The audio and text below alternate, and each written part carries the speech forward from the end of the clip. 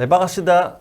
sana khonabagi lamda chauna mangjil thana chatliba lamdam asida sanaroi singgidamakta leiriba Khuman Lampak Sports Complex amasung Sports Complex asimaktada leiriba National Sports University ki temporary campus ki mapham kaya Amot-Akaina Pik Thanna SKTV news na koina chatuna yengshilubada Khuman Lampak Sports Complex ki mapham kaya da sizinnakraba plastic ki lemhaukhak yaona Amot-Akai polam sing saiduna leiba thengnaraki Department of Youth Affairs and Sports YAS amasung National Sports University ki maikaidagi sports plastic pollution say no to plastic haina miyambu wakhal tahanana bawarol iba signboard sing sports complex asigi mapham kaya da thamlabasu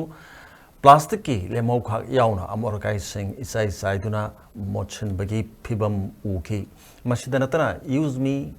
YAS haina thaba dustbin kaya mapham chana thamlabasu maduda sizinabagi mahutta dustbin asigi manakta Amot-Akai polam kaya lemhau